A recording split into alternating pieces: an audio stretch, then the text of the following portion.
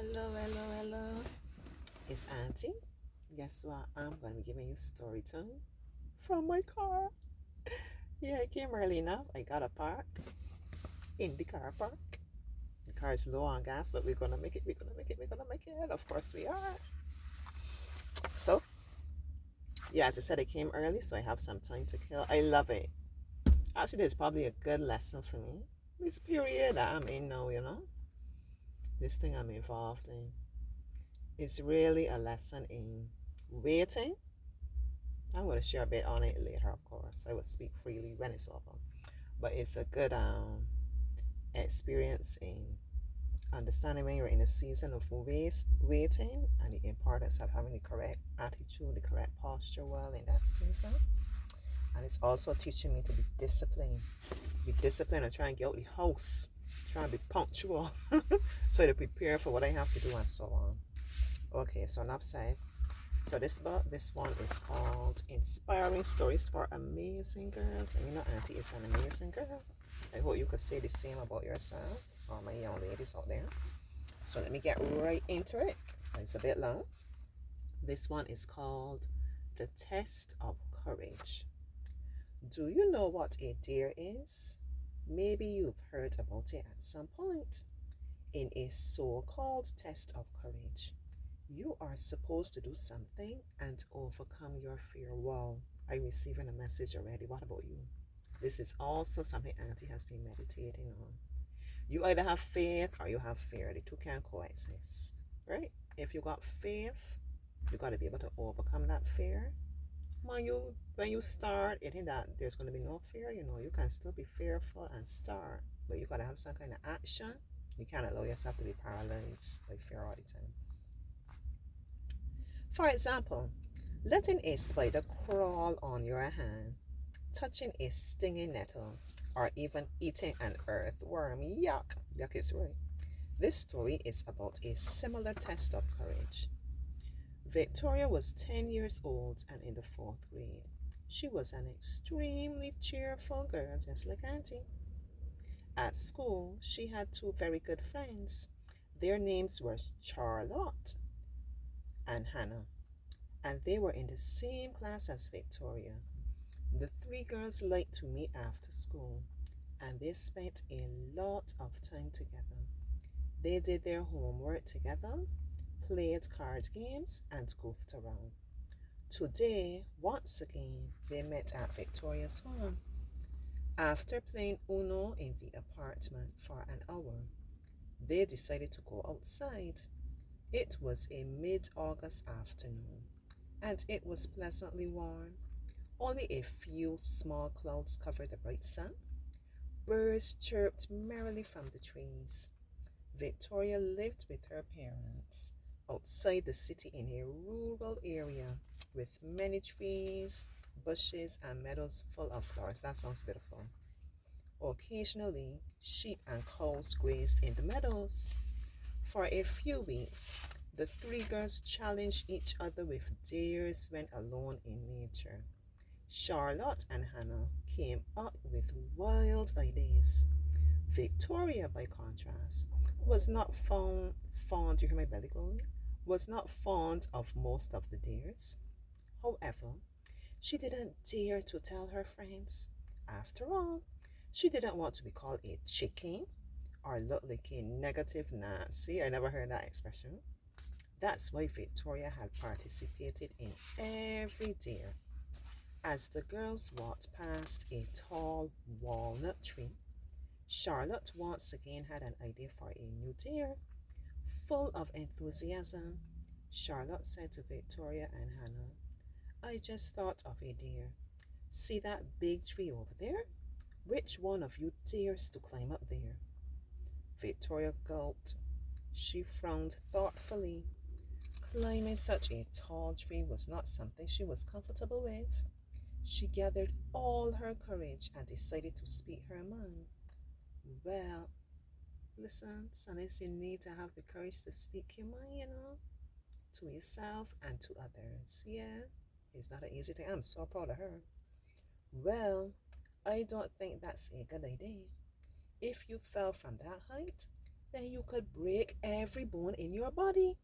There is no way I'm going to climb up there. And I hope you guys don't either. Climbing a tree that tall is way too risky.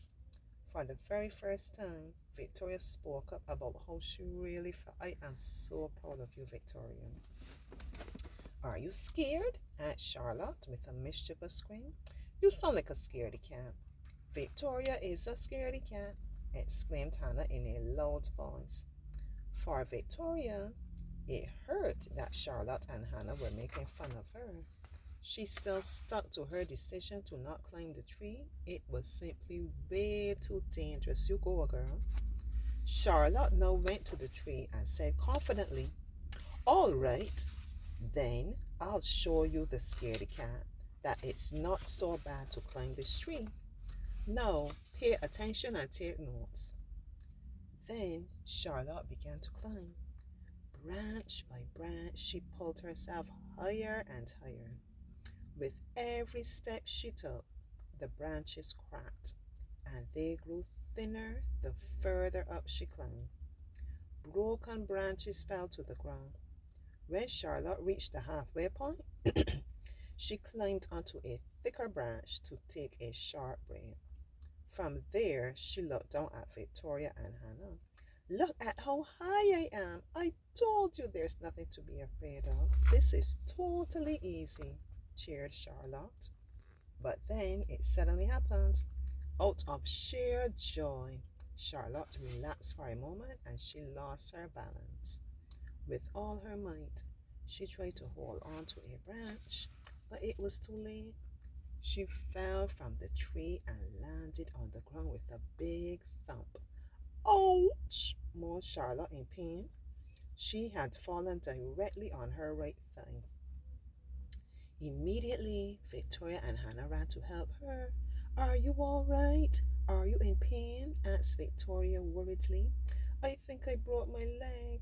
Also, I feel so dizzy. I need a doctor. Help me, please, sobbed Charlotte, with tears running down her face. Victoria didn't hesitate for a moment and ran home as fast as she could. She frantically told her mother what had happened to Charlotte. Victoria's mother dialed 911 and called for help. Then Victoria ran back to the scene of the accident.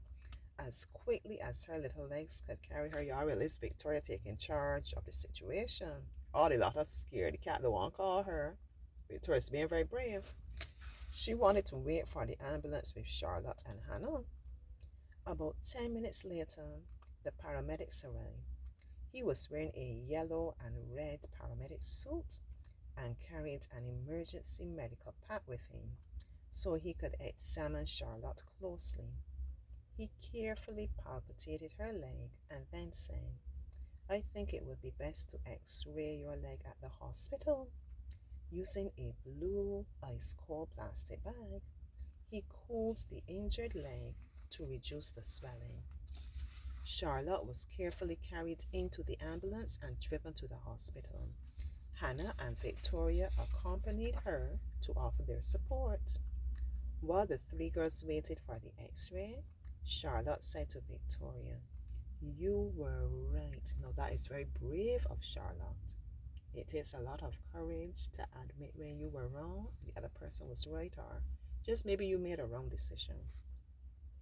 This was a stupid dare. I should have listened to you, but instead I laughed at you. I'm so sorry. Thank you for calling an ambulance for me so quickly. You are really a great friend. Hannah also apologized to Victoria. I'm also sorry for calling you a scaredy cat earlier.